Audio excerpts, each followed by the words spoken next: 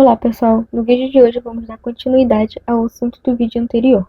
Depois de entender como são identificadas áreas com potencial para a presença de petróleo, agora chegou a hora de conhecer a etapa de perfuração dos fósseis. Vou explicar como funciona esse processo, apresentar os principais equipamentos usados durante a perfuração e vou também mostrar por que os fluidos de perfuração são considerados um dos elementos mais importantes de toda essa operação. Mas antes de começar a perfurar, não basta apenas escolher um lugar e fazer um poço. Primeiro é preciso identificar onde existe a possibilidade de encontrar o petróleo. Para isso, são realizados estudos geológicos e geofísicos, como os levantamentos sísmicos, que ajudam a analisar as formações rochosas e identificar onde pode existir reservatórios. Mesmo com toda essa tecnologia, a perfuração ainda possui bastante risco. Nem todo poço perfurado encontra petróleo com quantidade suficiente para ser produzido. Muitas vezes, o petróleo pode ser considerado seco ou subcomercial, que é onde existe o petróleo, mas não em quantidade suficiente para uma exploração economicamente viável. Com o tempo, a perfuração evoluiu bastante. Antigamente era utilizado o método percussivo, no qual uma ferramenta pesada era levantada e lançada várias vezes sobre a rocha até quebrá-la, sendo um processo lento e pouco eficiente. Conforme avançou a tecnologia, surgiu a perfuração rotativa, que é o método mais utilizado nos dias de hoje. Nesse processo, a broca gira continuamente enquanto ela perfura a rocha, permitindo que a perfuração seja mais rápida e eficiente. Bom, a perfuração pode acontecer tanto em terra quanto no mar. Nas operações em terra, chamadas de onshore, são utilizadas sondas terrestres. Já nas operações no mar, conhecidas como offshore, são utilizadas plataformas marítimas. No Brasil, devido à falta de jazidas em terras, a Petrobras investiu bastante na exploração marítima e se tornou referência mundial em tecnologias para perfuração em águas profundas e ultraprofundas. Dependendo da profundidade da água, pode ser usada plataformas fixas, plataformas autoeleváveis, semi-submersíveis ou navio-sonda, cada uma adequada para uma determinada condição de operação. Agora vamos conhecer os principais equipamentos que fazem parte de uma sonda de perfuração. A sonda de perfuração é formada por vários sistemas que trabalham junto durante toda a operação. Cada um deles tem uma função específica, mas todos eles são importantes para que a perfuração aconteça de forma segura e eficiente. Um dos primeiros sistemas é o sistema de sustentação de cargas, o que faz muito sentido quando a gente pensa no tamanho da coluna de perfuração. Em alguns poços, ela pode atingir vários quilômetros de comprimento e pesar centenas de toneladas. Então imagine só sustentar toda essa estrutura durante a perfuração. É para isso que existe esse sistema.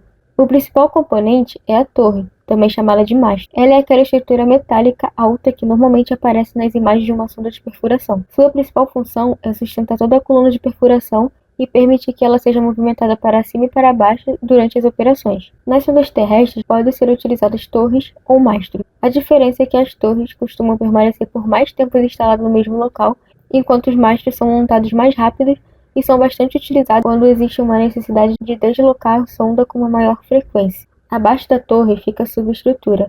Ela funciona como uma grande base elevada onde toda a sonda é montada. Além de sustentar os equipamentos, ela também cria espaço para a instalação do conjunto preventor de explosão, conhecido como BOP, que é um equipamento usado para controlar o poço caso ocorra alguma situação de emergência. Outro componente importante são os estaleiros. Eles são os locais onde ficam armazenados tubos de perfuração, revestimentos e outros materiais utilizados durante a operação. Apesar de parecerem apenas uma área de armazenamento, eles ajudam bastante na organização da sonda e fazem com que o trabalho aconteça de forma mais rápida e segura. Depois de conhecer a estrutura da sonda, vamos falar sobre a coluna de perfuração. Basicamente, ela faz a ligação entre os equipamentos que ficam na superfície e a broca que fica no fundo do poço. Além de transmitir a rotação até a broca, a coluna também conduz o fluido de perfuração e aplica o peso necessário para que a rocha seja cortada. A maior parte dessa coluna é formada pelos tubos de perfuração, também chamados de drill pipes. Esses tubos são fabricados em aço de alta resistência, já que precisam suportar grandes esforços de tração, compressão e torção durante toda a perfuração. Além disso, é por dentro desses tubos que o fluido de perfuração é bombeado até a broca. Já na parte inferior da coluna, ficam os tubos pesados, chamados de drill collars. Eles possuem paredes mais espessas e apresentam uma maior massa. Essa massa é importante porque fornece o peso necessário para que a broca consiga cortar a rocha com uma maior eficiência. Esses tubos também ajudam a reduzir vibrações e contribuem para manter a trajetória planejada do poço. Além dos tubos, a coluna também pode receber alguns acessórios que ajudam a melhorar o desempenho da operação. O primeiro deles são os substitutos, também chamados de subs, e eles servem para conectar componentes que possuem diferentes tipos de rosca ou dimensões, e são importantes para garantir que toda a coluna fique corretamente montada. Outro acessório importante são os estabilizadores, que ajudam a manter a coluna centralizada dentro do poço, reduzindo o desvio da broca durante a perfuração. Também existem os escariadores, que são usados para remover pequenas irregularidades que podem surgir nas paredes do poço. Já os alargadores são utilizados quando é necessário aumentar o diâmetro do poço durante a perfuração. E por último temos os amortecedores de vibração, que absorvem os impactos gerados durante a perfuração e ajudam a aumentar a vida útil da coluna e da broca.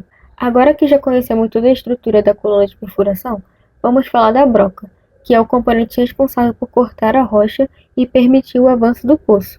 Ela é o único equipamento que permanece em contato direto com a formação geológica durante toda a perfuração. Por isso, a escolha da broca ela depende de fatores como o tipo de rocha, sua dureza e as condições de operação. De uma forma geral, as brocas podem ser divididas em dois grupos. O primeiro grupo é formado pelas brocas com partes móveis. As mais conhecidas são as brocas tricônicas. Elas possuem 3 cones giratórios que ficam em contato com a rocha, equipados com dentes de aço ou inserto de carbeto de tungstênio. Conforme a coluna gira, esses cones também giram, triturando e esmagando a rocha. Elas costumam ser utilizadas em formações mais resistentes e heterogêneas. O segundo grupo é formado pelas brocas sem partes móveis, como as brocas PDC, Polycrystalline Diamond Compact, que ao contrário das tricônicas, elas não trituram a rocha. Em vez disso, elas usam pastilhas de diamante policristalino que realizam o corte por cisalhamento, fazendo com que a perfuração seja mais rápida, com o menor desgaste da broca e uma maior vida útil, que é o principal motivo delas serem as mais usadas atualmente. Bom, até aqui vimos os equipamentos que fazem a perfuração acontecer, mas existe um componente que é indispensável para que todo esse sistema funcione corretamente e com segurança, sendo ele o fluido de perfuração. Também é conhecido como lama de perfuração, e é um fluido circulante que circula durante toda a operação, utilizado para tornar a operação de perfuração viável e segura. Muitas pessoas pensam que ele serve apenas para resfriar a broca, mas sua função vai muito além disso. Na verdade, ele é uma dispersão complexa de diferentes materiais, formada por uma fase contínua, que pode ser água, óleo ou até mesmo gás, e uma fase dispersa, composta por argilas, sais e vários aditivos químicos. Sua composição é escolhida de acordo com as características da formação geológica e com as necessidades de cada poço. Agora, uma dúvida que muita gente tem é: como esse fluido circula dentro do poço? Bom, o funcionamento é bem simples. Primeiro, o fluido é bombeado para o interior da coluna pelas bombas de lama, ele desce até a broca e sai pelos seus jatos. Ao sair pelos pequenos jatos da broca, ele ajuda a resfriar o equipamento, diminui o atrito durante o corte da rocha e ainda remove os fragmentos de rochas produzidos durante a perfuração, também chamado de cascalhos. Depois disso, esse fluido retorna para a superfície pelo espaço que existe entre a coluna de perfuração e a parede do poço, conhecido como espaço anular. Mas o ciclo ele não termina aí. Antes de voltar para o poço, o fluido ele passa por um sistema de tratamento para remover impurezas e recuperar suas propriedades. Primeiro ele passa pela peneira vibratória, que remove os fragmentos maiores de rocha. Em seguida ele pode passar pelo desgasificador, que retira gases presentes no fluido, pelo desareador, que remove o ar incorporado, e também pelo decantador centrífugo, que separa partículas sólidas muito finas. Depois de passar por esse tratamento, o fluido ele retorna aos tanques de armazenamento, onde pode receber novos aditivos antes de ser bombeado novamente para dentro do poço. Esse processo ele acontece durante toda a perfuração. Agora que a gente já entendeu como o fluido circula dentro do poço, vamos conhecer os principais tipos de fluidos utilizados durante a perfuração. De forma geral, eles podem ser classificados em 3 grupos: os fluidos à base de água, os fluidos não aquosos e os fluidos gasosos. Os fluidos à base de água são os mais usados pela indústria, pois apresentam menor custo e um menor impacto ambiental. Neles, a água funciona como fase contínua e nela são adicionados diferentes componentes para ajustar suas propriedades, como argila, sais e outros aditivos químicos. Como exemplos estão os fluidos salinos preparados com sais, como o cloreto de sódio e o cloreto de potássio.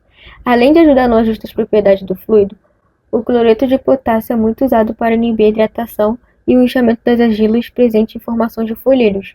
contribuindo para a estabilidade do poço durante a perfuração.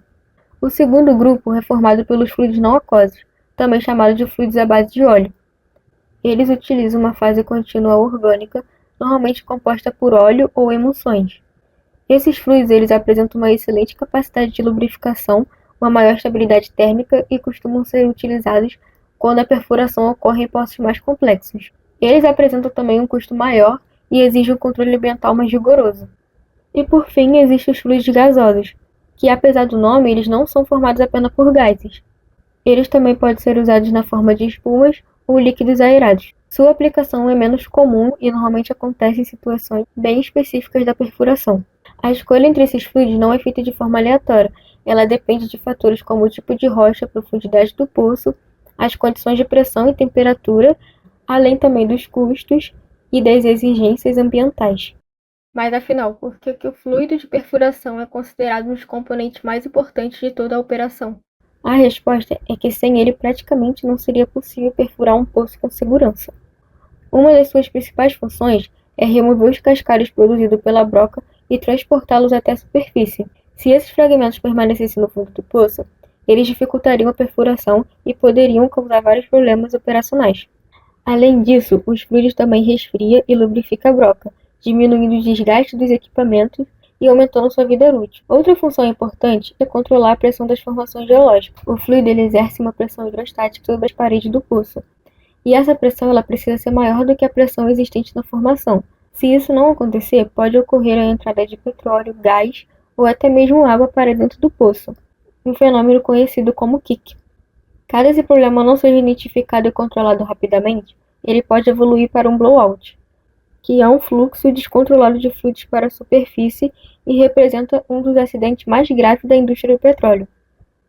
Além disso, o fluido também ajuda a estabilizar as paredes do poço, reduz o atrito entre a coluna de perfuração e a formação rochosa, forma uma camada chamada reboco filtrante, que diminui a perda de fluido para a formação e mantém os cascalhos suspensos quando a circulação é interrompida, evitando com que eles retornem ao fundo do poço. Ou seja, um único fluido ele consegue desempenhar várias funções ao mesmo tempo, e todas elas são essenciais para o sucesso da perfuração. Para que o fluido consiga desempenhar todas essas funções, algumas propriedades precisam ser monitoradas constantemente. Uma das mais importantes é a densidade, porque ela é que controla a pressão hidrostática exercida pelo fluido. Se a densidade for muito baixa, ela aumenta o risco da ocorrência de um kick. Por outro lado, se ela for muito alta, pode provocar fraturas na formação e causar perda de circulação do fluido.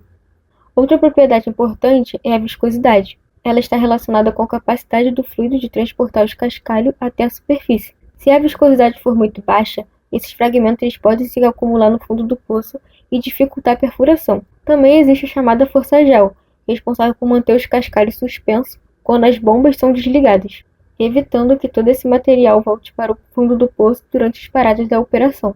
Além dessas propriedades, também são monitorados parâmetros como o filtrado, a espessura do reboco, o pH, a lubricidade e a estabilidade térmica, já que todos eles influenciam diretamente no desempenho do fluido. Uma das áreas que mais evoluiu nos últimos anos foi a utilização de polímeros no fluido de perfuração. Esses materiais são adicionados ao fluido para modificar algumas propriedades específicas, tornando a perfuração mais eficiente, sem aumentar significativamente sua densidade. Entre os polímeros mais utilizados está a carboximetilcelulose, conhecida como CMC, que é empregada principalmente para controlar a perda de filtrado. Outro exemplo é a PEC, ou celulose polianiônica, que ajuda tanto no aumento da viscosidade quanto na redução da perda de fluido para a formação. Também podemos citar a goma xantana, que consegue aumentar a viscosidade mesmo em pequenas concentrações, melhorando o transporte dos cascalhos durante a perfuração. Outro polímero muito usado é o PHPA, uma poliacrilamida parcialmente hidrolisada. Sua principal função é estabilizar as formações argilosas e encapsular os cascalhos, reduzindo problemas durante a operação. Bom, pessoal, então foi isso. Como vimos ao longo desse vídeo, a perfuração de um poço de petróleo ele vai muito além de simplesmente perfurar a rocha. Ele envolve vários equipamentos trabalhando juntos e depende principalmente dos fluidos de perfuração, que são importantes para garantir a segurança, a estabilidade do poço e a eficiência de toda a operação. Além disso, o desenvolvimento de novos polímeros tem permitido produzir fluidos cada vez mais eficientes, reduzindo problemas operacionais e tornando a perfuração mais segura e sustentável.